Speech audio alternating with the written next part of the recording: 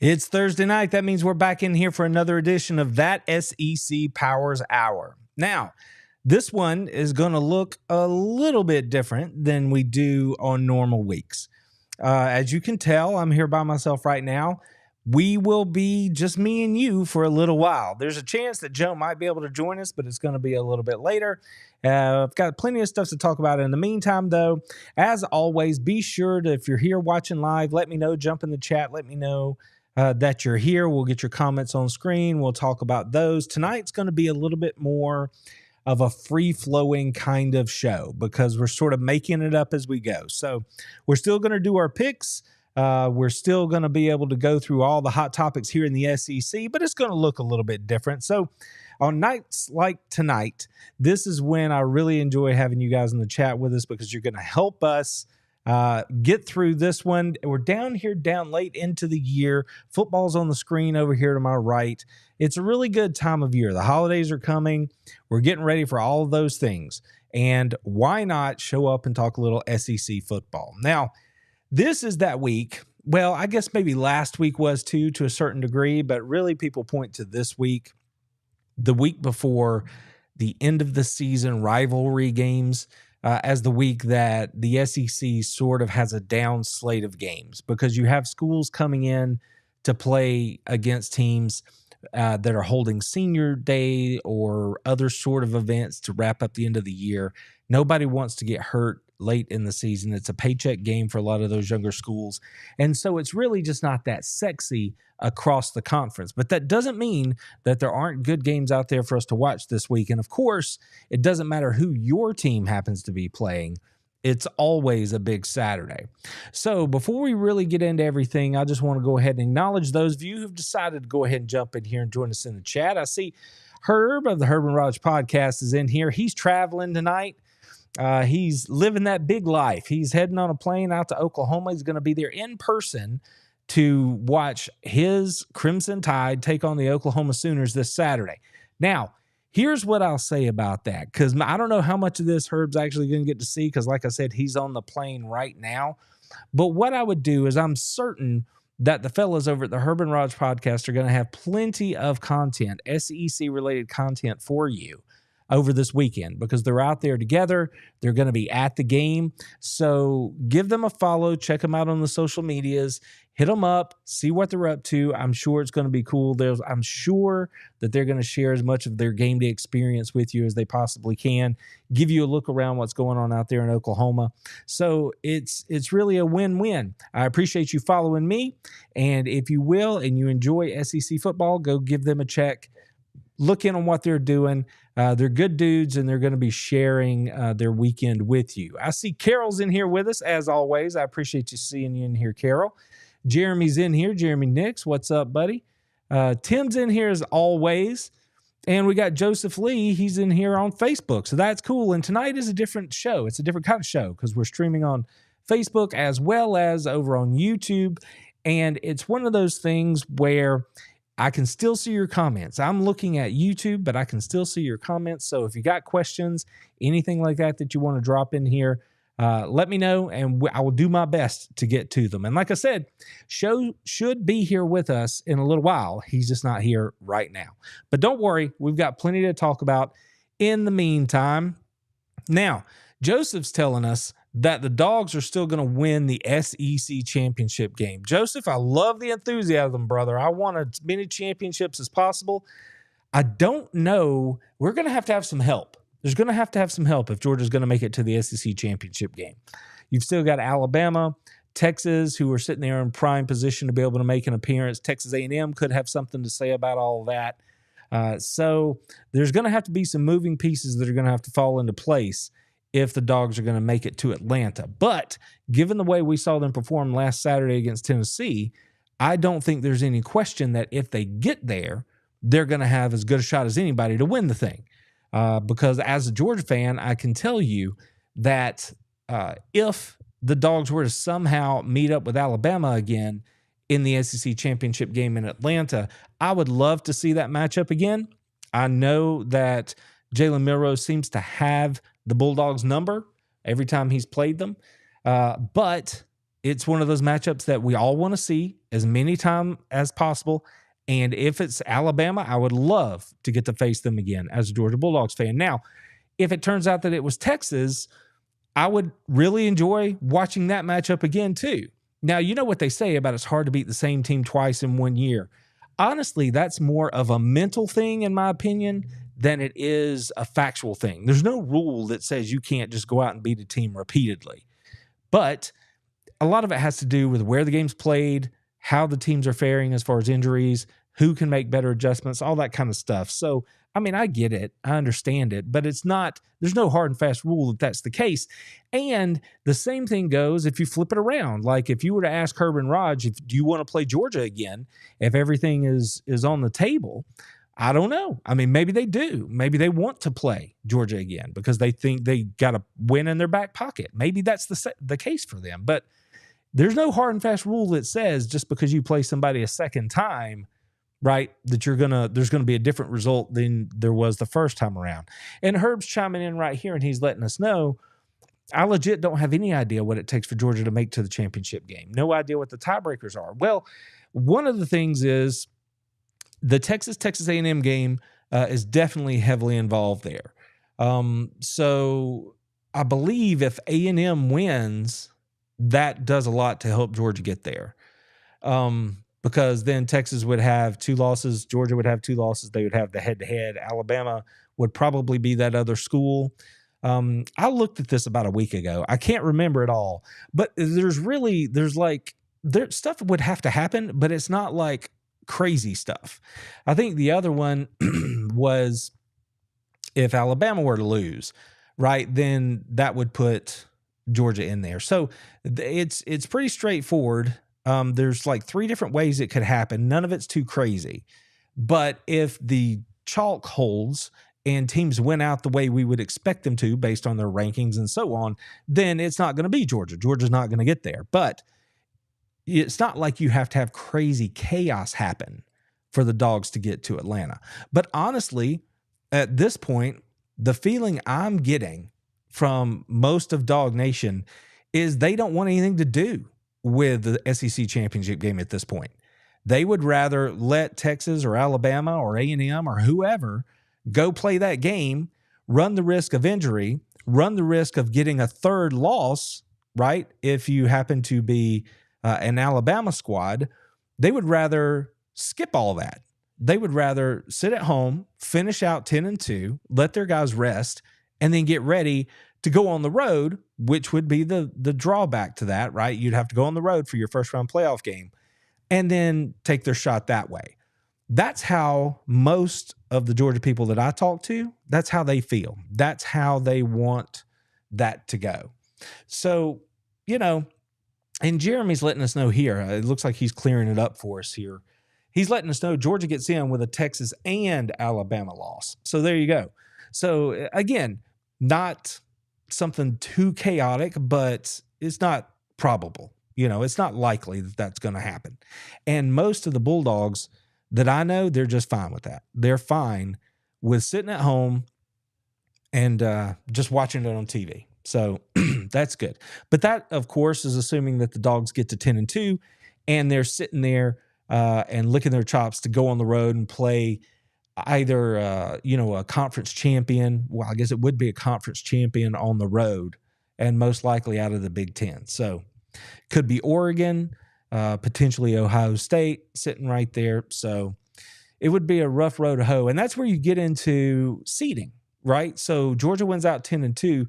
They need some things to shake out, some things to happen. And that's kind of what we're going to get into tonight with the games that are against when it's SEC this weekend.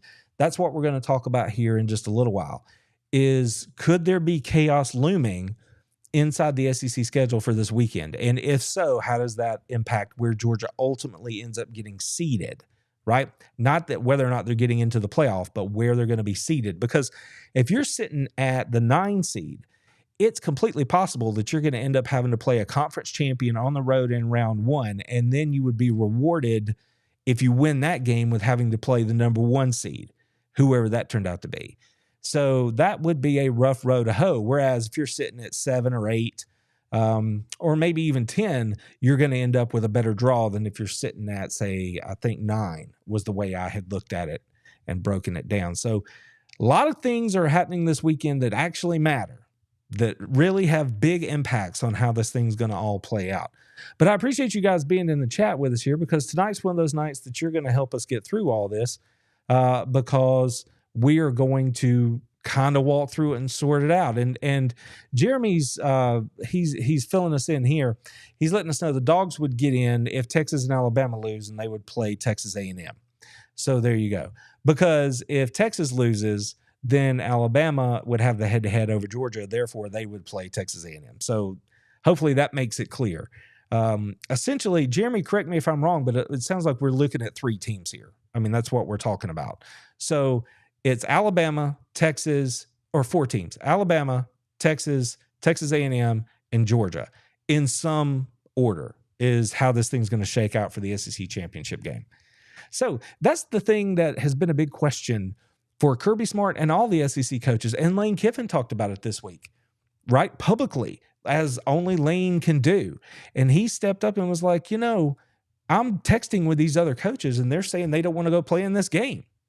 And frankly, it's just one of those deals where you have to decide, is this the kind of thing that's important enough to my brand, to my program, for me to really want to go in there and win it? Having played the game and been around it for a quarter century, anytime you have an opportunity to win a championship, it's a big deal. It's a big deal. I'm saying that with the perspective, though, that you are going to be fairly rewarded for playing through what is the toughest conference schedule in the country. The SEC is the toughest conference to make your way through. At one point this year, the Big Ten has 18 teams. At one point this year, Vanderbilt, and this is no shade to Vanderbilt, Vanderbilt would have been favored over the bottom 9 out of the Big Ten. And Vanderbilt, despite whatever they end up finishing with this year as a record, they are a solid middle-of-the-pack SEC squad this year.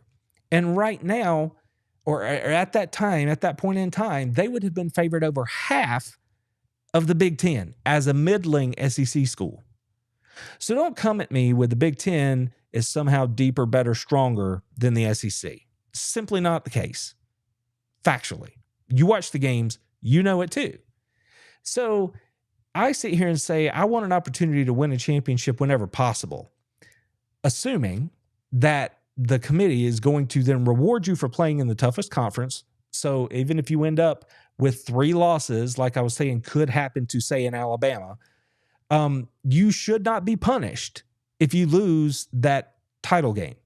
The title games should be like the Army-Navy game. Just look at them as though they didn't happen. The only exception to that would be if you suffered some sort of major injury and your team is not the same team on the other side of that game as it was going into it. That would be the only caveat. Beyond that, those games should not impact seeding or who gets in to the playoff. That's my personal opinion. So if you're going to give credit for playing a tough schedule, if you're going to give, say, Alabama is the example we're using here, credit for going to the SEC championship game, and then they happen to lose, well, then you shouldn't punish them. Wherever they were going to be seated, they should be, they should get in. If they were going to get in anyway, they should get in. And then the seeding issue, I don't think it should impact their seeding. You should leave them alone. So I could see an argument maybe on the seeding point, but it would depend on the circumstance in every instance. If that's not going to be how the committee approaches it, if it's not going to be a situation where they're going to reward you for playing tough games and then not punish you for playing an extra game, if that's not what they're going to do, then no, I don't want to go play in the SEC championship game, because the ultimate goal here is to win the national title. The days of having the Big Ten title or the SEC championship mean more than the national championship, and those were very real circumstances for many decades in both of those conferences. The days of that being the most important thing to win, they're over, because now you have an opportunity to play it out on the field, whereas before it was all subjective, up to voters. They could split championships, all that kind of stuff. But we don't do that anymore. Now they play it on the game, play the games on the field. So therefore, I really don't worry about not having to play an extra game for a championship inside a conference. If you made it to the game, then you, hands down, inside the SEC, are one of the best teams in the country. That's just the way it is. So you shouldn't be punished if you happen to lose that game. Now, keep in mind, I'm a Georgia Bulldogs fan who's sitting here watching what happened last year and how the Dogs got left out. And that is a crazy scenario. The Dogs they got jobbed, frankly. And now, hopefully, we won't have to deal with that anymore. But this does not, right now, it's about as clear as mud, I guess is what I'm saying. Because I don't really understand what the committee's doing. And players and coaches, well, mostly coaches, are out there talking about it. It's not a secret. Let's go ahead and take a look at the CFP rankings since we've spent so much time discussing it here. And you can see where they stand here. On the rankings came out on November 19th, this Tuesday. And you can see here what we're talking about. Because you have Oregon at 1, Ohio State 2, Texas 3, Penn State 4, Indiana 5, Notre Dame 6. Then you have Alabama, Miami's at 8 for some reason, Mississippi, Georgia, Tennessee, Boise State. That's your top 12. Now, when you look at this, everybody's going to have their own take on it. But for the most part, the thing that jumps out to me here, it just screams at me, is I look at that top 10 and I count at least 2 teams that have absolutely no business being there. And again, we could parse it out team by team and who they've won, and we will. Because obviously, as a Georgia fan, the thing I'm most concerned about is the fact that they put the Dogs with the number 1 ranked strength of schedule and the number 3 strength of record at number 10. Here's why that's so insane. Let's just start to look at some of the data that's associated with that. Okay. Thanks to our good buddy, Chris Marler. I believe he's responsible for posting this graphic here, and it lays out for you in real world terms, based on who has played who, what it looks like. And you can see, you can read it for yourself, but I'm going to walk people through it just a little bit here. Oregon's sitting there, the number 1 team in the land. They have 2 wins over top 25 teams. Strength of schedule rank is 43rd. And their opponent's winning percentage is .484. Now, notice a theme here when we're talking about these teams and where they're placed and the quality of teams that they have played against, right? Ohio State's sitting there at number 2. They only have 1 ranked win. Strength of schedule is 28. That's pretty good. Opponent's winning percentage, .489. Texas, the number 3 team in the land that the Dogs pummeled in their own backyard by double digits, is sitting at number 3 with 0 ranked wins, a 38th strength of schedule, and an opponent's winning percentage of .484.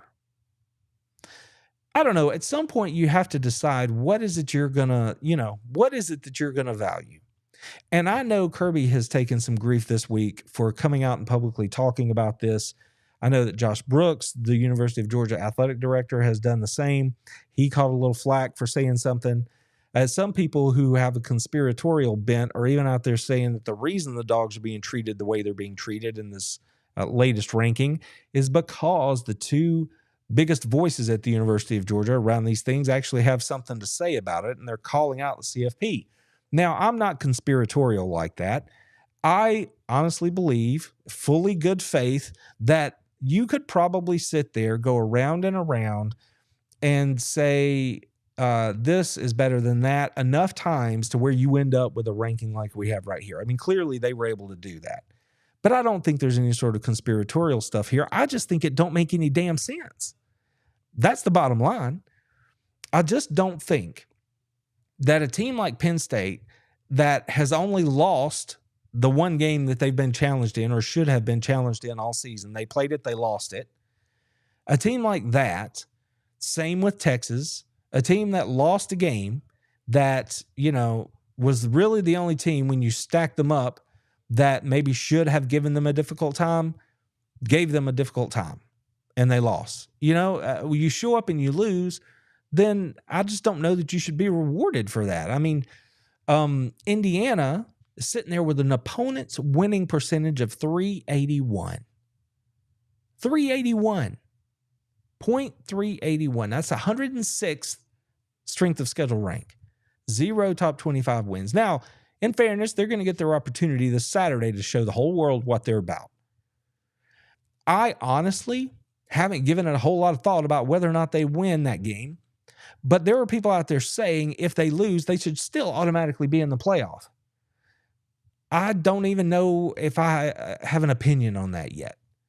If that's the only game that you're going to play against a team that is supposedly of high quality, and then you go out there and don't win, I know some people say you have to keep it close and then you get in.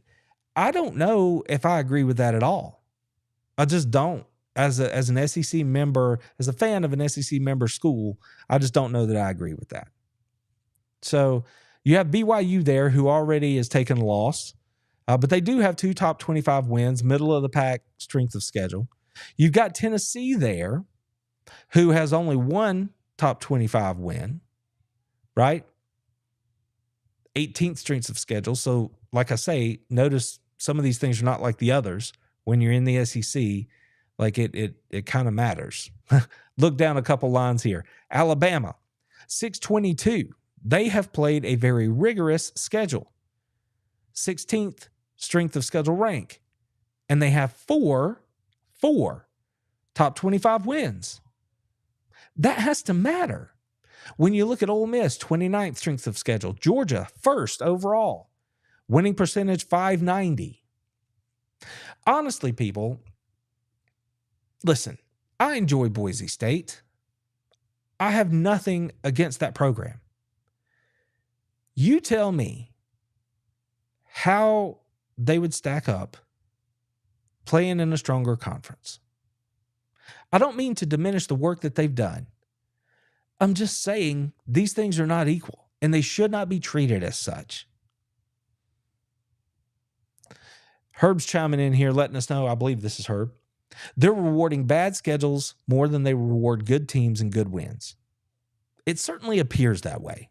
And that's the part that doesn't make any sense to me.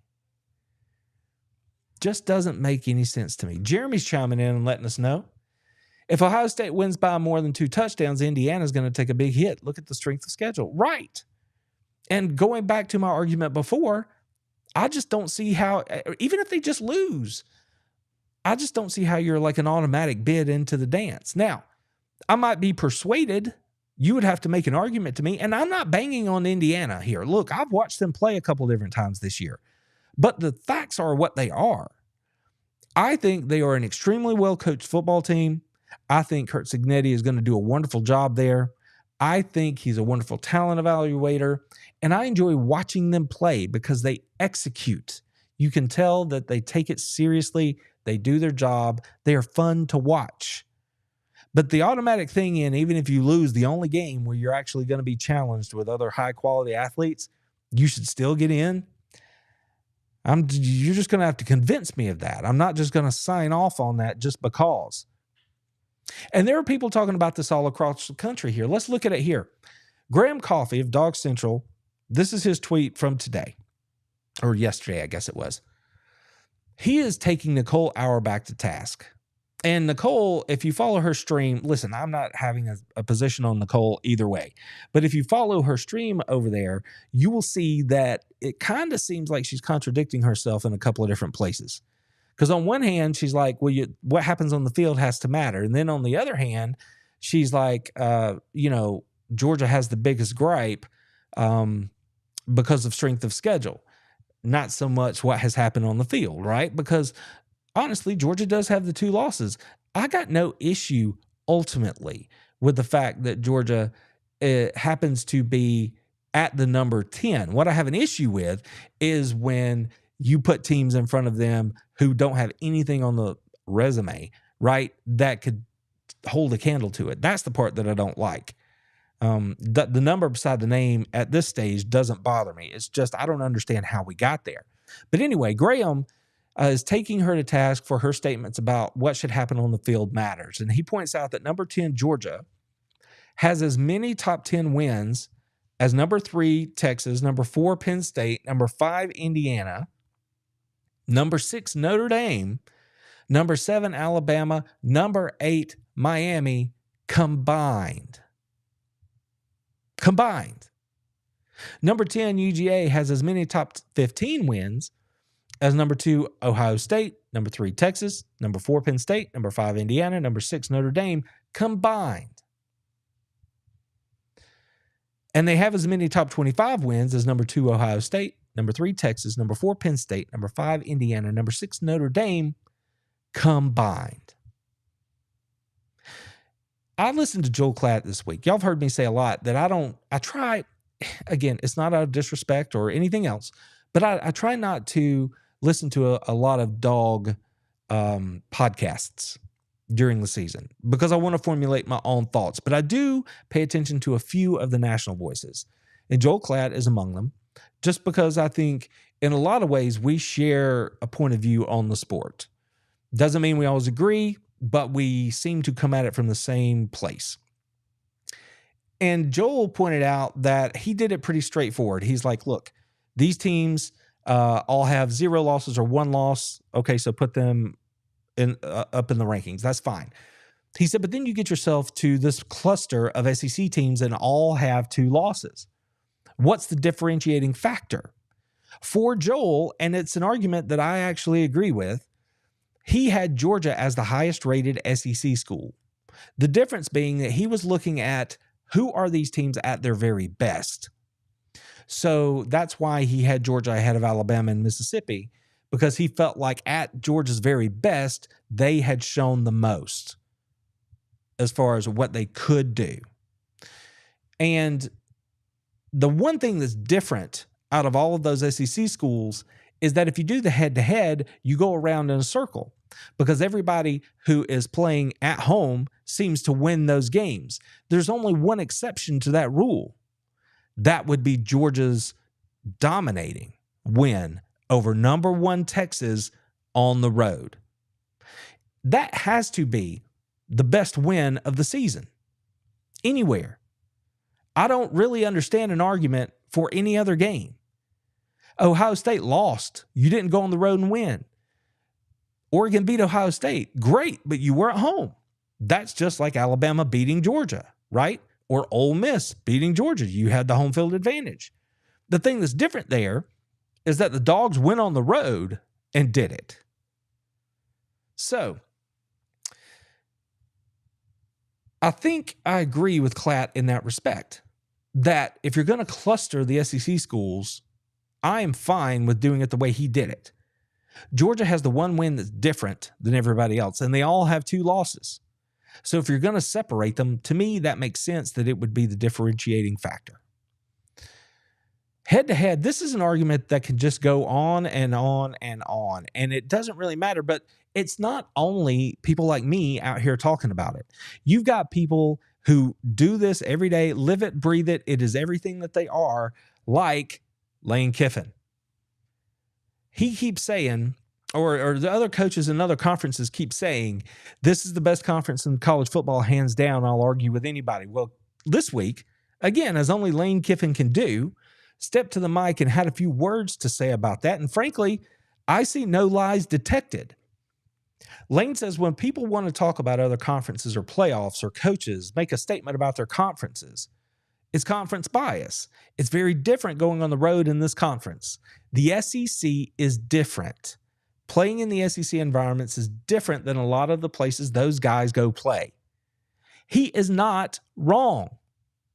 He's not wrong. You can pick a Big 10 school, a Big 12 school, an ACC school. They might have 1, maybe 2 arenas where you roll in there and it is a vocal, angry, massive crowd that gives the home team a home field advantage.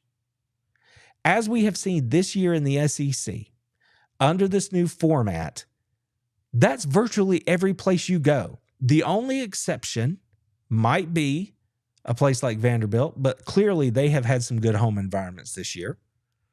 Florida turns out to be much better than everybody thought they were, and the Swamp seems to be breathing again, like it's going to be a tough place to go play. No other conference in the country compares week over week to the level of entertainment value and difficulty when it comes to going on the road and having to play in these environments. He's not shy about it. He went on to say, Lane, after he said that, he went on to say this. Try going to 100 Sanford Drive and see if you still say that. Try showing up in an atmosphere like the Georgia Bulldogs had Saturday night against Tennessee, which, in my opinion, is not the best atmosphere that has ever been. Well, okay, I'm parsing my words. I don't think it was the loudest Sanford Stadium has ever been. It was probably the best atmosphere. Those two things don't have to be the same. But the thing about Lane is he's just going to tell you, hey, Pittsburgh head coach, go talk to Kirby Smart. Go talk to the Tennessee. Go talk to Josh Heupel. See if he thinks that your conference is better after he just lived through that on Saturday night. Right? So, props to Lane for saying the part out loud that everybody else doesn't seem to want to admit. The SEC is different. He continues, it's hard to go on the road in this conference, which almost always has the most NFL players and win. It's very much like the NFL playing in the SEC. So that's just how life goes in the SEC. That's just how life goes in the SEC. That's my soapbox about the CFP for the first half of this show. But I promised you guys that it looks like our man Joe was going to be able to show up with us. And those of you who have been hanging in the chat here, I got a little bit behind. I'm going to scroll back up here and see if there's anything we need to make point of before we move on. Steele's in here with us. Welcome in, buddy. Charger boys in here. If they want Texas to be a Cinderella of the SEC, winning the see, and you're not alone. I've heard other people say this, and I think this is kind of a different video, a different topic, but I think that there is some truth to that. Not to be conspiratorial, but I will say that I think the SEC might have a Texas problem moving forward.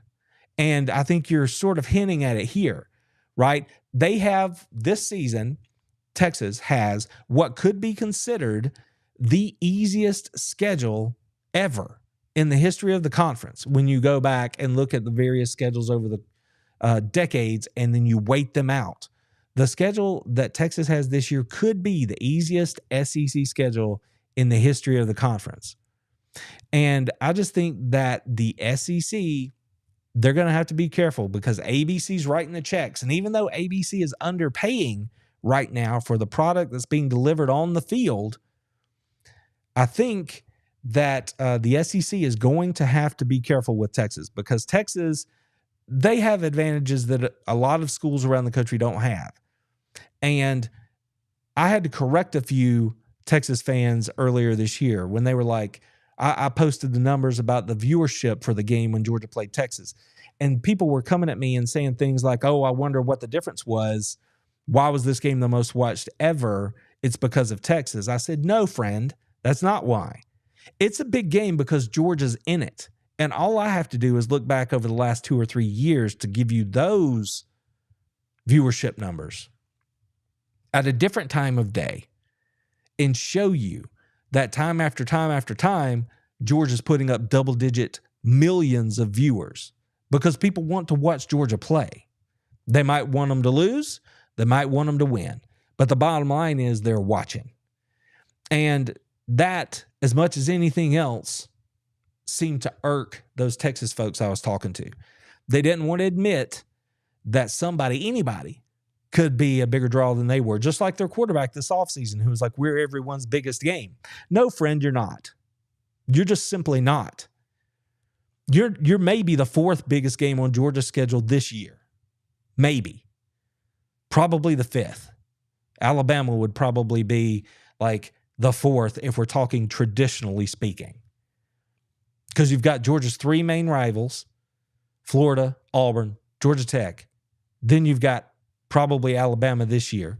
Then you've got, I guess, Texas at that point.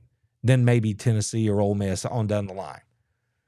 Now, I'm being careful with my words here. I'm not saying the most interesting game, the game people are most looking forward to. I'm just saying the biggest game when you look at which ones matter, just without rankings, playoffs, if you're just talking about which games matter. No, Texas seems to have that superiority complex, which is unearned and undeserved here in the SEC at this point. So here we go. And Kevin's got it right. This is kind of what I was talking about, Kevin. They get that favoritism because of what they can bring. And that is a real thing. But I just think the SEC has to be careful with how they handle that moving forward. Now, everybody, let's switch this back over here. Like I said, I appreciate you guys hanging in here with me tonight. This is we're happy to be here, staring down the barrel of, the holidays coming up. So we're squeezing in another show. But here is the cool part. Now you don't have to just listen to me be on my soapbox anymore. I'm going to go ahead and bring Show in here. He's been able to join us. Hello, man. How are you doing this evening? I tell you, it was hard listening to you talk about Texas when you got me over here, limousine riding, airplane flying, diamond ring wearing, Rolex wearing, and whoa, it's hard holding these Gators down here with these Georgia Bulldogs and Texas trying to get up in here with some, hey, just shut it up, Texas. Shut it up.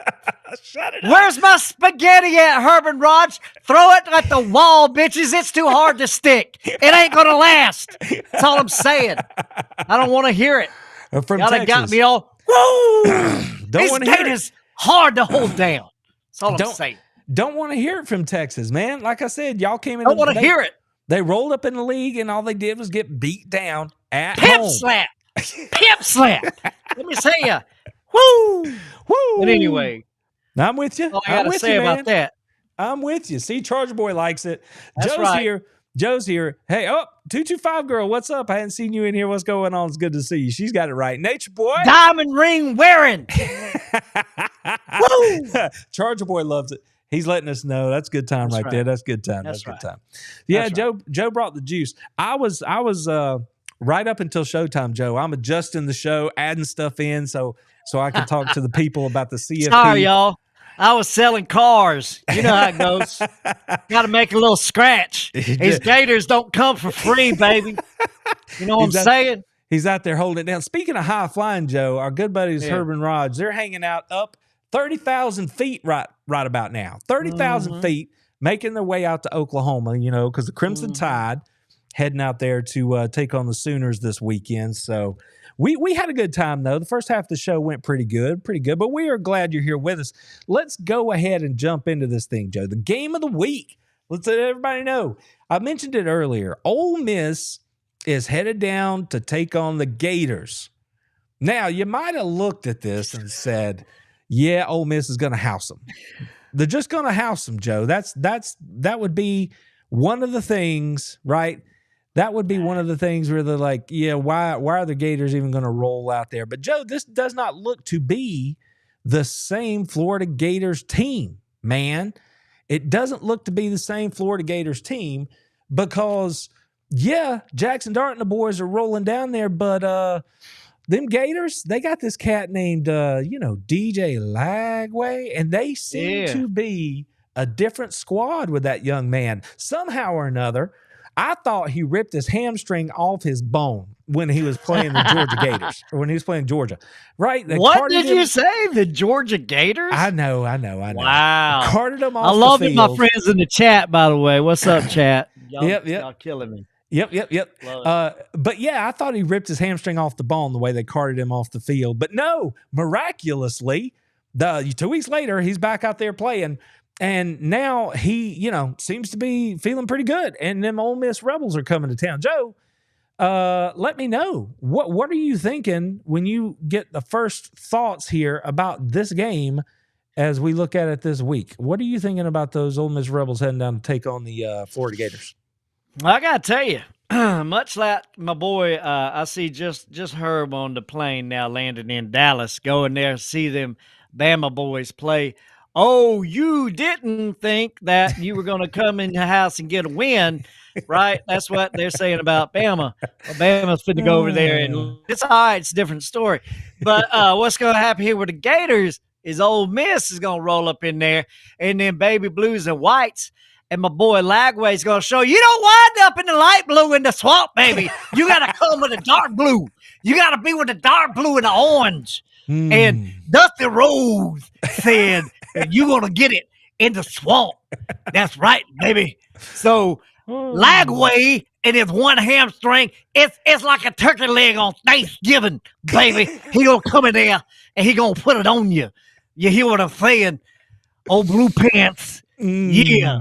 Ole Miss coming in, leaving with the L. Leaving with the L. Them Gators going to get it done, baby. Hey, I'll tell you what, man. I'm actually, if that's the way it goes down, then clearly I'm going to be excited because, as I pointed out earlier, Joe, my Dogs are sitting there at number 10 in the rankings right now, right? And I wouldn't mind it at all if Ole Miss took a loss right here, because that would kind of clear up some stuff. You know what I mean? Like, it helped Georgia get out of that death row 9 spot, which is where I'm afraid they might be headed. And since I brought it back up, Joe, you got any thoughts on the CFP? Just randomly? I know you don't give two pennies for it. I don't give two rats behinds for it, really. But again, you know what I'm thinking. I think that Ohio State is going to lose. I do. I think they're going to Indiana. Well, don't get ahead of yourself. We got some picks coming up later. Yeah. I'm just throw it out there for you. I mean, OU's going down. I mean, Ohio State, they're all the same. They're going down to Indiana. Let me see here. Penn State's definitely going to get the L. Ole Miss fit to get an L. Is Notre Dame still in there? I don't know. They're going to get an L. There's 6. Oh, no. Notre Dame's going to get a loss. And why is Miami still ranked? I think you're putting the cart ahead of the horse here. Nah. Boise State's still in there too. Nah, got nothing for them. Carolina's ranked 18. Hey, this is garbage. This is garbage. By the way, Tulane. What? Come on now, Tulane's playing good ball. Tulane and the Gamecocks. Let's give South Carolina a little bit of a pat on the back. Joe, they are just a couple of screwed up officiating calls away from being right there in the top 10 or 12. Like, that's a good football team. Now, they're not consistent as they should be, and stuff like that. But that's a good football team, and I sure don't want to play them right now. No. Clemson better get ready. They're going to have a big old knot on the head, I think, when they play South Carolina this year. Yeah. I mean, I can see that. Absolutely. No, there's a lot of garbage in there. I mean, I am so just like embarrassed for the CFP college pick'em folks, whoever the little crew is that makes these choices. Right. I don't know. It's laughable. It's just laughable. And I think anybody that has, any bit of gray matter in the 6 inches between ear holes there understands that it's possible. So, get the money out of the way, get the bowl, all the bowl money and sponsors and all the favoritism coming. It is completely laughable. Yeah, well, I'm with you. It is hot garbage, Carol. Yeah. That's exactly right. Yeah, hot garbage. There's a lot of people out there who are unhappy with it. I think, and here's the thing that's happened this week, and it makes me laugh so hard. These rankings came out on Tuesday, and the 2 days since, the interwebs, Joe, have been flooded with Big Ten fan bases crowing, right? Oh, yeah. Oh, they were talking about 4 of the top 5 are out of the Big Ten. Like, we should be impressed with that. And then B, they were posting videos walking around with like snow flurries flying through the air and talking about, hey, it's 37 degrees up here on November 21st. Imagine what it's going to be like in December when these Southeastern Conference teams have to come up here and play. I'm like, yeah, bro, imagine it. Imagine the kick in the teeth you're going to get when they roll up in your house and just stomp a hole in you and walk it dry. When they give you the what for and the how now in front of all your people. Imagine how that's going to feel right before Christmas. It's going to ruin the holiday. That's what I want you to imagine. Because if you were leaning on the fact that you think any one of these killers are going to come up there and give two pills about what the weather's doing, you have lost your ever-loving mind. You are outside of your skull, your cranium, your cavity. It is empty. But if you think that's going to have anything to do with how any of these games are going to turn out, and it's pathetically sad and sadly pathetic that you got to step out here on a public forum and say, my team sucks so bad that the only way we got a shot to beat you is if white stuff falls out of the sky. If it don't rain, if it don't snow, if the Arctic blast doesn't come down here, we are going to get mollywopped. And they know it. And yet they spin it around and decide that they're going to be like, no, it's going to be fun to watch you guys in this. Yeah, we will see how much fun it is when these teams roll into your town, burn it to the ground, and walk on out of there with yet a ho-hum attitude because they know, we know, I know, you know, that's how it's going to go down. White it out, black it out, do whatever you want. I'm telling you how it's going to be. I can't wait to see it. It's going to be so bad. These folks up there posting videos on the socials talking about the snow is coming. You don't know what's going to happen. You can't. It's going to be so bad for you if you posted one of them videos already. Let me tell you, your feelings going to be hurt so bad when you get around the Thanksgiving dinner table. Your family ain't even going to let you say grace because it's going to be so bad. They're going to say, that boy is hurting. He can't say grace. He can't say grace. It's going to be that bad, Randy. It's going to be that bad. I just think it's ridiculous, man. I think it's ridiculous that you want to just come out here and beat your chest about how bad your team is, that you think you got to have help from Mother Nature herself to get the job done. You can't line it up in a 100-yard field, 53.5 foot yards wide, that you think you got to have all this help, got to somehow tie one hand behind our backs to give you a chance. That's sad. Sad. Rep your team. It is sad. They don't even know it's sad. What's funny about it, you sit back and look at it, and they're just like, ha, ha, ha. I'm like, again, it's like, where is my girl, Carol? Hot garbage. That's what it is. Hot garbage. Don't even know it. Sorry, guys. I don't usually get fired up like that, but that's one of those things that just, it ticks me off. I don't understand it. I don't understand it. Y'all can clip that out. Send it to your Big Ten people. You tell them I'm coming. You tell them winter's coming, and they better find a coat because we're going to bring the sunshine and put the hot on that behind when we roll up in there. Just get ready. It's coming. All right. There we go. Sorry. But that's why, see, this is why I said on the podcast this week, you can't worry about the week over week CFP rankings because they're going to change. It's all a bunch of hot garbage, like you said. It's going to change. None of them matter except the last one. And I didn't take my own advice. I got all riled up right there. But that just drives me insane. Like it matters. It doesn't matter. If it's snowing for me, it's snowing for you. Okay? It's going to be the same.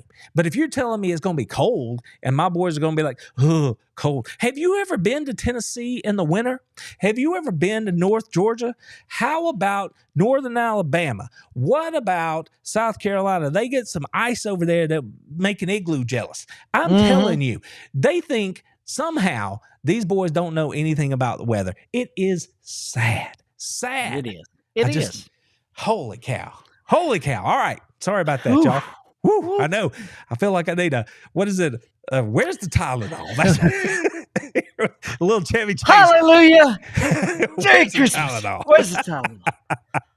Oh, Jesus. My goodness. Oh, my goodness gracious. All right. So before we get into our picks, Joe, let's go ahead and throw this on the screen right here. Alabama headed out to OU. Now, the OU people are pretty fired up about this because it's a big deal, man. I mean, I have nothing but respect for Alabama. And the fact that they have been the dominant team in college football and in the SEC for more than a decade, the Oklahoma people are fired up that the Crimson Tide is rolling out there this weekend. They're happy to have them coming in. Now, if all things were equal, of course, they would rather that their team be performing a little bit better, but they are excited that the Crimson Tide are showing up. Do you have any thoughts on this game? I mean, it is what it is. If things go the way that, everyone expects them to go, Alabama should win this game by a couple of touchdowns. You know what I mean? I mean, Oklahoma is really, really bad offensively. If Alabama shows up and does what they're supposed to do, this you would think is not going to be much of a game. But I'm just curious if you have any thoughts. Well, just so happens I happened to stumble across the Herb and Raj podcast last night. Yep. I was watching old Herb and Raj over there, and they had some boy on from OU talking about it. Yep. And I was entertained by the conversation, but there is no way around it. As much as I would, by default tell you what I think of Alabama, and my long and very fruitful picks in Alabama ball games.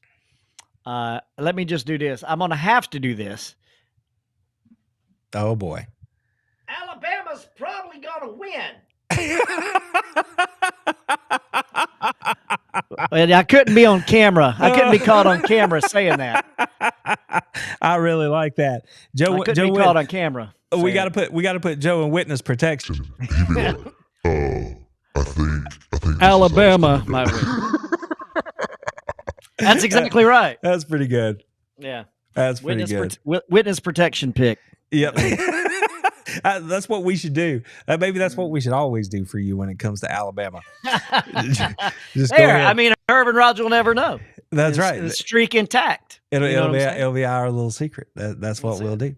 All right, Joe. We kind of danced around a little bit here, and I don't want to keep the people too late just because we were running late. But I don't know. I'm having a pretty good time. I'm feeling pretty good about it. All right, let me make sure I got the right thing here. I'm looking for a screen share so we can get into these games. Let's see if it shows up the way it's supposed to. What do you think? Let's see here. Did it show up? I don't know. There we go. There we go. All right, cool. Now, we're just going to run through this. We got all the SEC games as we do every week. We're going to toss in a couple out of the top 25 here, pick those, and we'll go from there. But we're not going to pick Ole Miss, Florida first. That's our game of the week, Joe. Let's look right here. Massachusetts and Georgia. Now, on a lot of these games, they're paycheck games, okay? So we expect, usually, that the SEC is probably going to win these games. So I don't really just want your pick this week. If you have any kind of thoughts about, say, Georgia, for example, what do you hope to see? What do you hope they get done in the game? That sort of stuff. I'd love to hear those too. But, of course, we need your pick. So I'll get this one out of the way. Georgia's going to win the game. This Massachusetts team just fired their head coach. So they, A, aren't very good, and B, they now may be, downtrodden a little bit. They just lost their guy. Not real sure what kind of effort we're going to get from them. Normally, I would say that Georgia's not going to cover this thing. The spread's 42. Normally, I would say they're not going to cover that. Given the circumstance with Massachusetts this week, and what's going on with the College Football Playoff Committee, in a perfect world, Georgia goes out there, has a wonderful first half, and then they play a bunch of backups in the second half. We keep everybody healthy. We get ready to play Tech next week on Black Friday, which is a very dangerous game. And hopefully, Georgia's put, say, 35 points on the board by halftime. That's what I would hope for. Given the way the CFP is treating everything and how we don't know what they're looking for, I'm a little inclined here to think that Kirby might let that offense run a little bit. They might get a turnover that turns into a touchdown somewhere, and the Dogs might put up a big crooked number this week. So I'm not a betting man. We don't pick them against the spread, but this is a week I think Georgia's going to have a pretty hefty victory over the Minutemen. So that's what I think. What do you got? Yeah, I'll have to say the same thing. Georgia, if I were Kirby Smart, I would let that offense get out there and just keep working its kinks out. Just let it do its thing. And the minute, Massachusetts, good on them for still having a football program. Their mascot is the Minutemen. That's about how much of a ball game it's going to be. Yeah. But yeah, I say leave the starters in, let them work out those kinks, let them get their timing right. You're going to need it. Yeah. All right, so Georgia gets the win. We're probably going to agree a lot this week. That's okay. We'll get to the top 25 games later. Maybe get a little separation. The Miners are up on Rocky Top this week, taking off Tennessee, who, licking their wounds after taking one on the chin from the Bulldogs. I expect the thing about that Volunteer team, Joe, is given Josh Heupel's system, which is not some sort of like mind-bending offensive scheme. It's really simple, and all they do is lean on the fact that their athletes are better than yours. And the minute that their athletes aren't better than yours, they don't win. In this instance, they're going to have better athletes against UTEP. I think they probably put 50 on the board, 40, 45. Yeah, I'm going to go ahead and give them 50. I'm going to say they get to 52 on the board here. I think Tennessee's going to roll. All right. That sounds good. I mean, total's 52 and a half. Mm-hmm. Tennessee about 40. Yeah, that sounds about right. All right, so moving on, Kentucky is on the road this week taking on Texas. Now, Joe, Kentucky's been a mess. They've been a mess all year. I'm not making any apologies for them. Texas is the number 3 team in the land, according to the CFP, and they are at home. Now, everybody's telling me that Texas is ramping up. They have a tremendous offense and that they are going to just continue to do those things as they get ready to get to Atlanta. Any shot, Kentucky gives them a little bit of difficulty here, Joe, because it happened this season that Kentucky went down to Ole Miss and beat Ole Miss in the Grove. Yeah. So Joe, what's going to happen here? Well, I'm just going to go ahead and give you this one. I picked Kentucky this year to be an overperforming team. Yep. Back in the beginning of the season. Well, all my chips in on Kentucky right here to fulfill that prophecy right there. Overperforming, get the dub against Texas. All right. Look at that. I don't think Kentucky has the offensive punch to win the game. I think they could make it really dangerous. I think they could, stuff the run game against Texas. I think they might be able to get after the quarterback a little bit. I don't trust Kentucky to tackle in space the way I think they need to on the back end. I think that's how Texas wins the game. But I do think Kentucky could make it interesting and a little difficult. And if Texas screws around and doesn't do what they're supposed to do, this sucker might be interesting there in the middle of the third quarter. But not because Kentucky's doing anything necessarily, but more because I think Texas, will have let them hang around and not been sharp. But I do think Texas gets the win here. Now, Joe, I'm going to tee this one up for you just so you can address it directly. Now that he's on the ground. Joe, I just landed. Did I miss Joe saying nice stuff about me? Herb wants to know. Herb. We have a new function here on the Randy and Joe podcast, the SEC Powers Hour. And my dear friend, if you want to understand what the function is, you're going to have to, I don't know, we could probably give him another shot at it. Randy, what do you think? I'll give him. I don't know. There's this new thing, Herb. Joe cannot be caught on the interwebs. Cannot be caught on camera. For perpetuity saying anything good about your Crimson Tide. We got to put him in. Witness protection. If he's going to say anything good about your team. And in this instance, he said that he does believe that the Alabama Crimson Tide are going to win. So there you have it. But you can't prove it. You can't prove it. That's all I'm saying. Can't prove it. All right. We're glad you're on the ground, buddy. Good you had safe travels. That's good. Now just get yourself to where you're going out there and we'll be in good shape. So there you go. That's about right. Oh, there you go, Joe. Reaching out to you. Just letting you know. There it is. All right. So I'm on Texas. You've got Kentucky. Well, look at that. We do have a little separation. Joe, those Wofford Bulldogs making their way over to play South Carolina. How's that one going to go? Well, it's Wofford. So South Carolina's going to get the win. Yeah, that's what's going to happen. Bulldogs. Okay. All right. Yeah. I'm with you there. South Carolina wins. I was talking them up earlier. Good game over there. Don't get anybody hurt. Both teams. Y'all get in and out of there just fine, and we'll be good. Okay, Joe. Arkansas. They're sitting here 5-5, staring down the barrel of bowl eligibility, man. And Louisiana Tech is rolling in there. What are we talking about here for Sam? They going to get it done this week, or are they going to have to wait and try to get it done next week? No, I think the old pit boss going to get it done against La Tech. You hot ready. What does it say in the movie? Home we hire, boy. Everybody know that. You remember?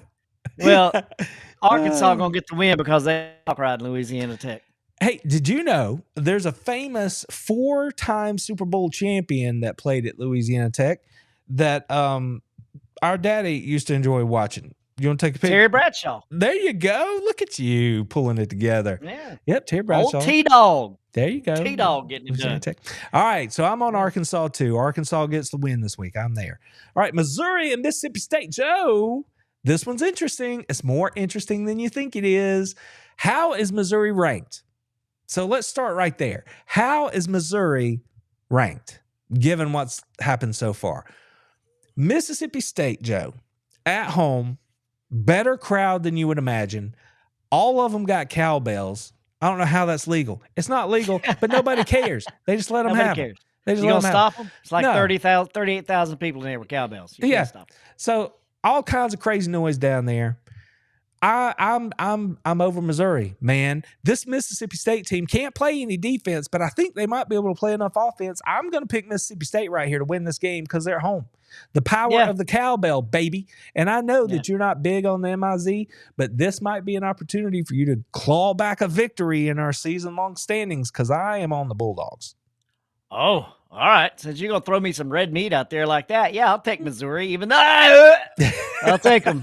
I'll take them. It don't feel good. It don't feel good. I'll do it. Wait a minute. What is this? Oh, I think he means a hoot. Otherwise, he's saying we are really attractive young men, Joe. Well, I mean, however you got to lay it down, Herb. However you got to say it. I know. It just comes out that way. Whether you mean it's like a Freudian slip. Y'all just hot. That's right. That's right. We can't help it. Can't help this. Okay, Joe. Alabama, Oklahoma. We already did it. I'm not going to ask you to do it again. Joe picks Alabama to win the game. So we're on the record for that. I think Oklahoma and that defense, I do think that Alabama's not going to be able to run away with the thing. I think that Oklahoma's going to be able to stick around, but I don't have any faith that they're going to be able to do enough offensively to win the game. I think they can do a little something, but the way they've turned the ball over, just the season tells us who they are. So give me Alabama. Milroe doesn't even have to play his best game, but I think Alabama wins this game. I don't think it's going to be a blowout, but I think they win the game. Yeah, I think so too. Oh, all right. Almost did it. Almost did it. All right, Joe, got a couple of good ones here before we get back to the game of the week here. Texas A&M, your boy Monaco, on the road this week. They're going to go play over there at Jordan-Hare where they got Indian burial grounds and UFOs underneath the 50-yard line right there. Some crazy stuff can happen over there in Auburn, Joe. I'm telling you, Texas A&M has not been great on the road this year, okay? They just haven't been great. Auburn hasn't been great in a lot of things, but I told you they were going to be the most underachieving, disappointing team in the conference. They're sitting there at 1-5. Yeah. But I don't know why. I just have this feeling that they're going to be, it's going to be closer than it should be. And Auburn's going to hang around, and this thing might be in doubt in the fourth quarter. I don't know. What do you think? Well, first I think Herb got it right in the chat right there. He got it right. Well, let's put that on here for the interwebs for posterity, so everybody can see the fact that get it right. You know, Get it right. That's right. Mhm. We'll just let that stand on its own merit right there. So tell me about the game while we let that marinate a little bit. Marinate, breathe it in. Well, you see it in the spread there. Texas A&M given 2.5, total 46 points. Yeah, everybody agrees with you. It seems like in the betting world, but I'm going to take Texas A&M just because of my boy Monaco's on the road making the call. I'll listen in. Yeah. Okay. So I'll take LSU. Well, LSU. I don't know where that came from. You Texas mean A&M. Texas A&M. Okay, so you're on Texas A&M. I think I'm going to listen to my gut. I think I'm going to take Auburn, and I think they're going to hit up. One of those receivers might make a play or something that maybe we weren't expecting them to make. I'm going to go with Auburn. Why not? Why not? Why not? Why Yeah. not? My boy Jeremy Nix got it right in the chat though, talking about the rankings earlier. Why you finna get another one of those? Okay. Oh yeah. Yep. You guys talking about BYU? Yeah. Yep. Yeah. There you go. And Herb's with us. He don't think it's going to be a blowout right there in Oklahoma. And Auburn's saving their energy for the Iron Bowl. See, here's the thing, Charge Boy 57. I agree. They are. And our Herb and Raj, our Alabama friends will tell you, if that game were at Auburn, they would be a lot more nervous about it. But they feel good because they're at home. And, so be it. But that's a weird series. If they've got stuff on the line, Auburn's going to give it all they got for sure. I don't know what it is. I just have a weird sort of feeling about this game. It may not mean a thing. I could be dead wrong. But and Kevin says I'm dead wrong. He's like, no, A&M's going to house them. I'm a Charger boy. Charger boy right there. I agree with you too, Kevin. Right there with you, bruh. Yeah. That's fine. Like I said, this is based on nothing but a feeling. Nothing. Everything tells me I should take Texas A&M, but I've seen them not play good on the road, and I've seen Auburn. I'm just saying, it's just a feeling. That's all. So there you go, Texas A&M and Auburn. We split again. I'm digging it. All right, Joe. Vandy and LSU. This game, all of a sudden, is a game I want to watch. Like I want to have it on the four screen. I want to have it on the split screen. You know what I mean? I want to watch this game because Vanderbilt is, better than everybody thought they were going to be. Now they're back on the road, which has had its problems for Vanderbilt this year.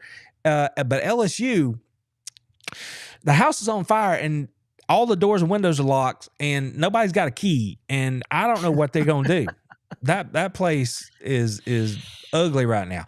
Alabama put one on them, emptied the stadium. Those folks were leaving it like early third quarter. It was empty. They crushed them. So I don't know if LSU can get off the mat.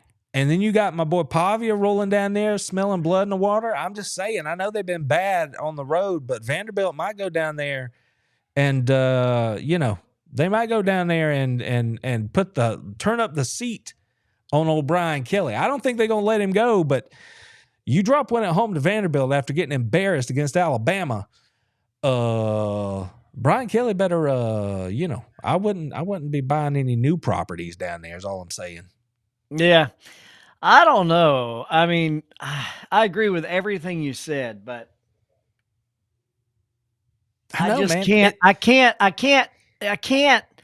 can't pick Vanderbilt on the road at night at LSU. I just can't do it. I mean, I just can't do it. I'm going with LSU. Okay. I mean, Nussmeier, give me Clark Lee and Vanderbilt. I think Nussmeier is going to give it to him once or twice. I think he's going to turn it over, and that's probably going to be what gets him beat. Because I'm with you, LSU, but they are just so weird right now. If Vandy goes into Death Valley and wins at night against LSU, I don't know. I don't even know what I'll say. It makes me almost speechless to think that Vandy has a legitimate shot to go in. They've got players, and they play hard. I mean, hey, I'm all about the Vandy bandwagon, bro. I am. I mean, take me to Nashville. Hell, I'll watch a ball game. Let's go. I'll do it. You know what I mean? I love some Nashville. Right. But I just Look, I man. can't see him going in there at night and winning a game. Again, I just can't. Maybe I just have rose-colored purple-colored glasses on. I don't know, but I just can't see it. Look, man, we saw what a running quarterback can do to him. My boy Pavia can run it. Nah, he's not. I'm not saying he's Jalen Milroe, but I'm saying that LSU defense, not awesome. Not awesome. Are they wearing those gold unis? Yeah, they usually go whites. But remember they broke out the new gold unis. Oh, I did see that. Yes, I don't know. I did see that though. That's interesting. Because Vandy, Vandy be wearing the whites. They'll go whites. But Clark Lee and Vanderbilt, I'm just saying, man, they're playing with house money. They're already in a bowl game. They go down there and beat LSU and Brian Kelly, and dude, Clark Lee's king in Nashville. Like, they're building that stadium. Are you kidding me? Like, come on now. Anchor down, baby. Give me the doors. I'm going to choose LSU, but damn, I'm pulling for Vandy. I'm going to pick LSU. But, there you go. But nothing against I don't hate it. I don't hate it at all. All right, Joe, Ole Miss and Florida. Ole Miss is rolling down in there, top 10 team. Everything on the line. If they want to make the playoff, they got to go win the game. It's just that simple. I mean, they've got a good win, but they got two stinkers. They lost to that LSU team. They lost to that Kentucky team, right? They can't lose. They got to go win if they want to make the playoff. Yeah. Meanwhile, you got a Florida team with a chance to get bowl eligible this week. People thought they wouldn't win 4, and here they are with a chance to get bowl eligible. Screw up Lane Kiffin and Ole Miss, their whole kit and caboodle, and announce their presence with authority. I knew it was met my authority. With Billy Napier coming back next year with his 5-star plus quarterback. Joe, is this thing going to happen? Is Ole Miss going to go down there and get whipped by the Gators? Is that actually going to happen? I don't think they're going to get whipped, but absolutely think Florida's going to get the win. I absolutely do. There is just, I feel like this is my hammer it game. Absolutely. Wow. I'll tell you what, Florida played really, really well on defense the last time I saw them. Now, granted, that was LSU, I think it was last time I was paying attention to them that closely. But I tell you what, man, everything says I got to take Ole Miss. They got to win the thing. If they're ever going to do anything, this is the year that they're going to do it, Joe. Ole Miss. Give me Ole Miss to go to Florida and get the win. Everybody tells me they're going to go down this week. This is everybody's hot pick for the upset. I can see it. But give me Ole Miss. I'll let you hold that Gator this week. And we will see what happens. All right, so that's the SEC slate. We're getting near the end here, Joe. We can't pick games this week without picking this game because this is the only one seems like anybody wants to talk about. Indiana and Ohio State. Joe, I think you gave us a really heavy lean earlier about how you think this thing's going to go, but I want you to tell me why. Because when I look at Indiana, I told you, they're well coached. They've got veteran players.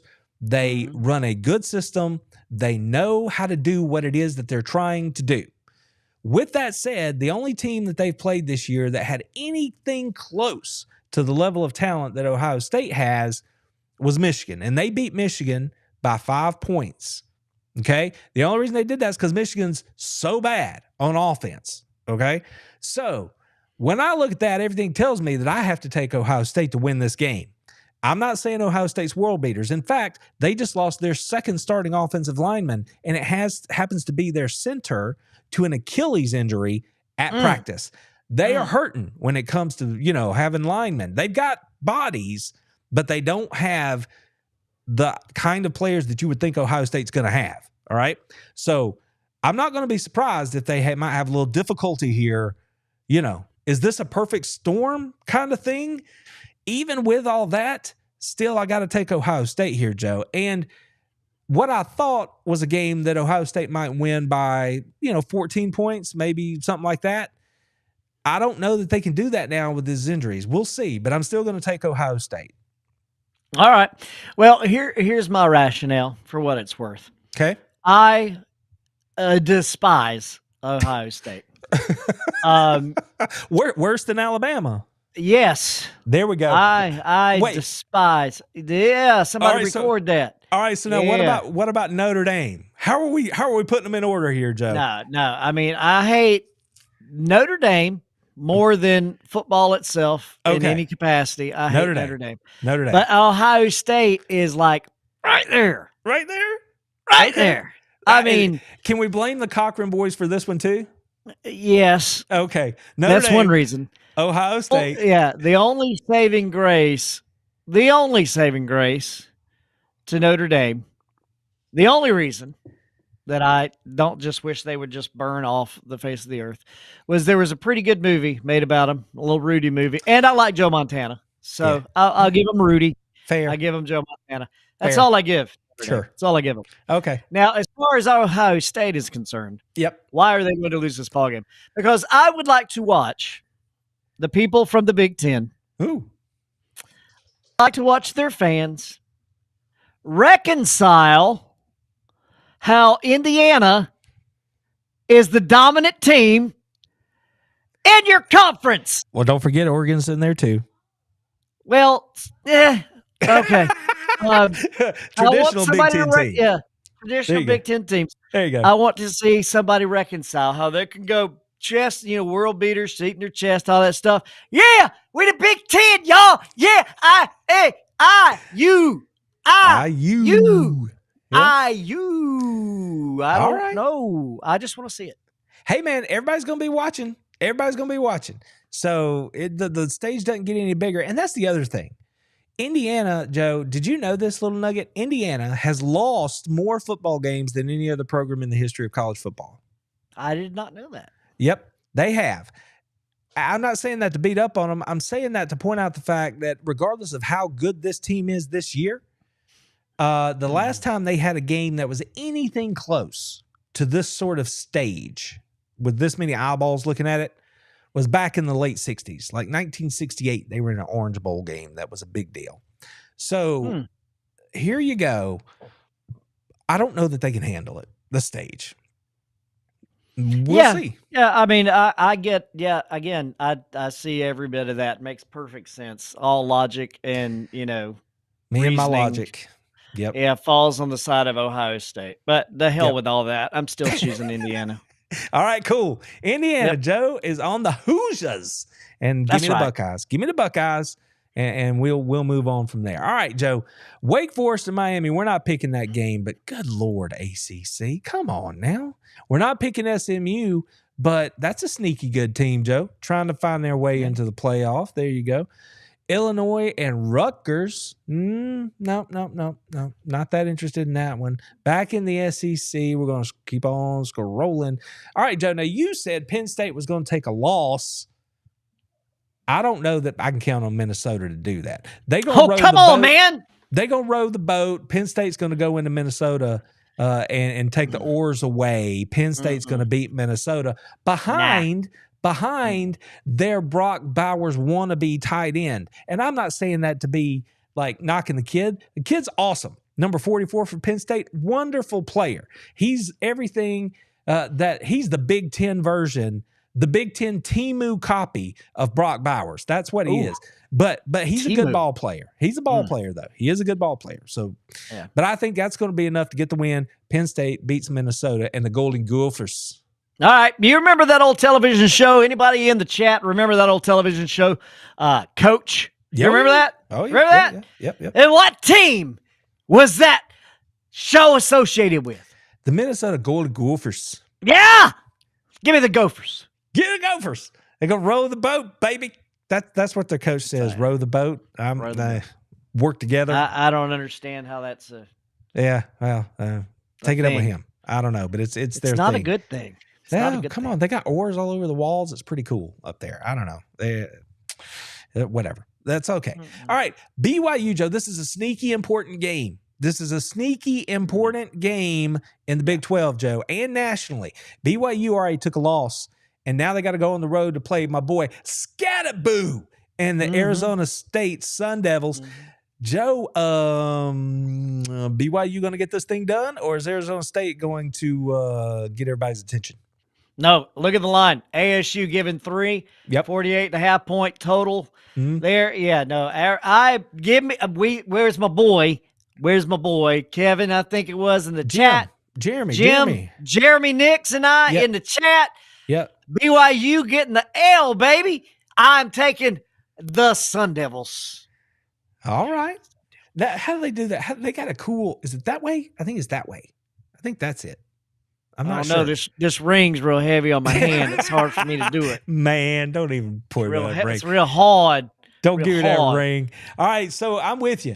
Give me Scataboo. If you hadn't watched these boys play, I'm telling you, make time at 3:30 on Saturday to watch Arizona State and watch Scataboo show you how a football player plays football. I'm telling you, that's a fun game. That's a fun dude. Give me Arizona State to win that game at home. Now, this will show you why BYU is overrated. This will show you why BYU is overrated. Okay, there we go. Yeah, Georgia Tech winning.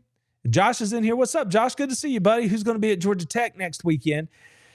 That is a little bit up in the air for me.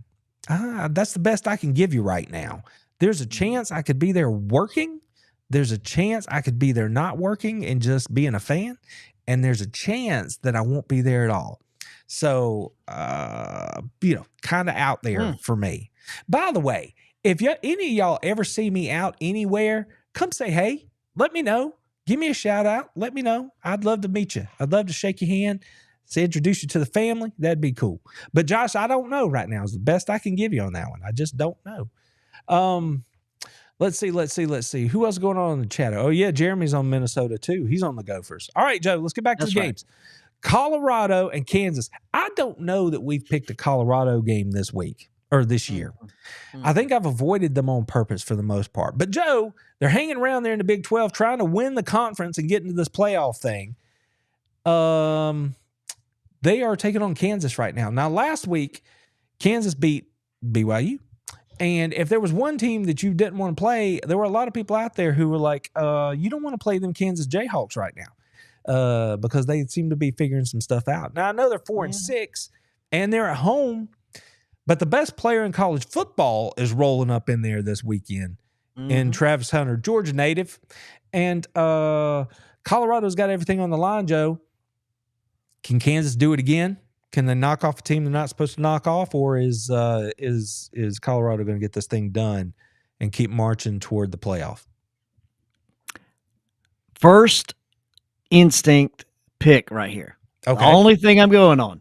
Okay. Only thing. Totally first instinct pick. Jayhawks get the win. Okay. There you go. Give me Colorado and Travis Hunter. We'll keep that short and sweet. Kansas, they can do some things. I don't know that they can do enough. I think Colorado might outscore them at the end of the day right here. You said it, Jeremy, in the chat. You said it, baby. It's now, heavy. Jeremy, I know you are not giving him credit for thieving my big silver. Thieving it. Come on now. I thought we were buds. Come on now. All right, here we go. He just said it was heavy. He didn't say anything about how I got it. I know. It was heavy. Joe, we got a couple. We got a couple here at the end that we can pick and feel good about. Army, Joe, undefeated, Joe, on the road at Notre Dame. Oh, it's too easy. It's too easy. Come on, Joe. Notre Dame's a 2-touchdown favorite. I don't give a rat's patootie. I don't care. I am picking Army. Okay. Listen, yeah. I would love to see it. That would be fantastic. But I'm going to take Notre Dame. Run the option on them, baby. That's right. That's right. I think the reason I'm taking Notre Dame is their defense. I think their defense can figure it out and get enough done through Riley Leonard. That option, you run that option right, ain't no defense can stop it. Can't ain't stop nobody it. Can't stop fact. it. That's fact. That's a fact. Get them, Army. If you do it right. All right, so we're split on that one. Now, my Wyoming Cowboys, they're not the same that they've been in recent years, Joe. I don't think they got anything for Boise State this week. So give me Boise State to beat my Wyoming Cowboys. Oh, I don't want to pick Boise, but I guess I have to. Yeah. I haven't seen Wyoming play, but if they're 2-8, 2-4, I don't know. They've had some injuries. Quarterback keeps turning the ball over, Yeah. that kind of stuff. All right, man. That gets us through what we were scheduled to do tonight. Scheduled Done it programming already, huh? has come to an end. That's it. So you got in here late, Joe. I want to take just a second and say thanks to the good people at Bastion. If you want to get some cool stuff for some cool people, check out my description below. There's a link down there. Take you right to all of Bastion's cool stuff. Use my discount code for all of the benefits. And Black Friday's coming. You might even find something special to put on top of that. Hey, so let me tell you, I've been using that Bastion pen a lot at work. Writing out deals with it today. Press hard, lean, press hard, you're making copies. You don't even have to say that to people when you're holding them Bastion pens because it's heavy, good steel right there. It works real well. It's good stuff. Good stuff. Yeah. And Joe's here, courtesy of Georgia First Bank. Good people down there. They can do anything you need. Hit them up online if you need something. Let them know. They'll help you out. Let me just tell you. Let me just tell you. My boys at Georgia First Bank just built a new bank up here downtown. Well, not downtown. It's actually just on the skirts of town. But if y'all need some money, it's holiday time now. Y'all need to get you some cash, get you a little paper. You can talk to my boys over there. Call them. You talk to Jeremy Dollar, any of them folks over there at Georgia First Bank. They'll help you out. Good folks over there. That's all I'm saying. I ain't gonna tell you. I'm gonna tell you that I got some news. I was about to let the cat out of the bag, but I ain't gonna do it. Okay, but let me just tell you, don't do it. But give your boys at Georgia First Bank a call. That's all I'm saying. It'll help you out. You need something. They got you covered. All right, man. That's cool. Joe, you know what's next week? What's next week? Thanksgiving, bro. Thanksgiving. That's right. Yeah. That's right. Joe, I was talking to the people last night, and I was like, you know what? Let's do a poll. Do you guys want me to do a live stream on Thanksgiving night with everybody around with the families and stuff? Y'all want to show up? Joe, I threw it in the poll. You know what the poll results said?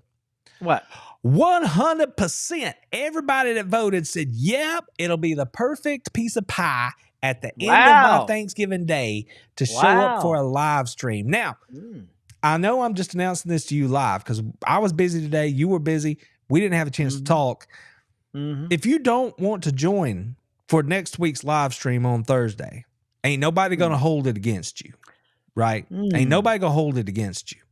But if you want to be a part of it, I think we're going to do the live stream next Thursday night. We're going to do it at 8 o'clock.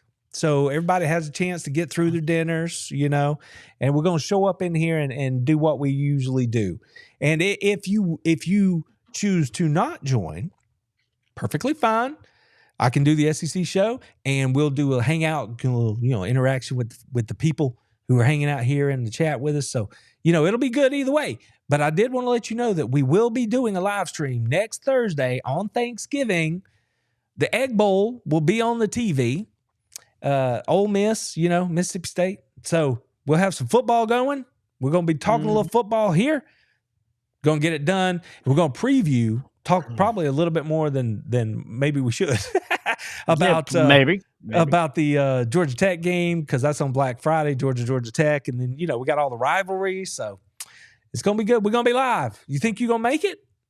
Well, I got to tell you, I don't know. It depends on if I will not be at the casa for the Thanksgiving. We will be at the family, the in-laws casa. So it depends on if I get back in town. But I don't know. I might have to do a little remote broadcasting. That's so okay. I don't know. But Jeremy Nix in my chat, let me tell you, I got you, man. I got you. Tell your dad, Bastion pen and all. We'll write up some papers on it. I got you. Tell him give me a call. Oh, yeah. You. He'll hook you up. Jeremy, a little inside baseball. My in-laws doing the same, doing a little shopping. Yeah. And, we put Joe on it, be like, Joe, help us find whatever, that's how that goes. So, yep, you can hook him up, meet him up on Facebook or something if you need to. That'd be cool. All right.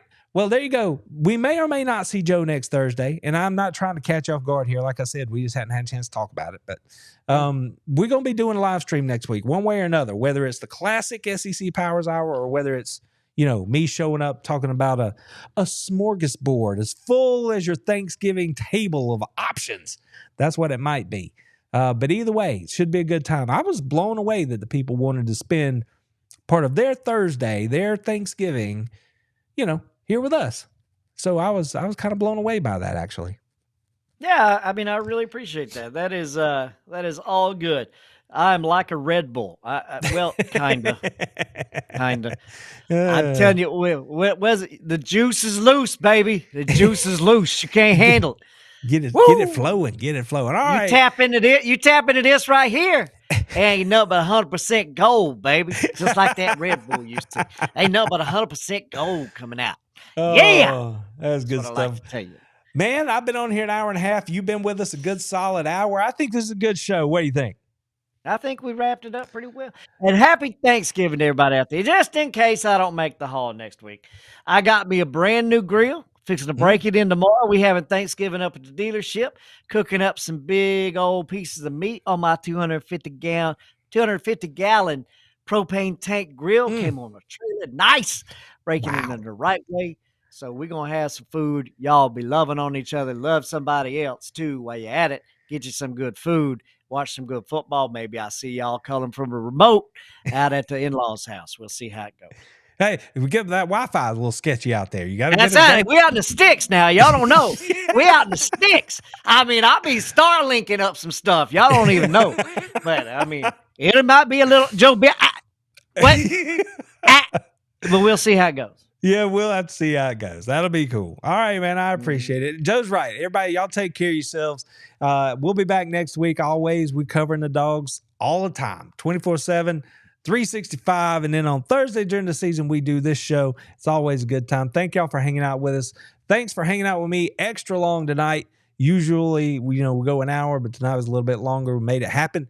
I appreciate it. I love all of you. Thank you for spending some time with us, and we will see you again very, very, very soon. Go Dogs!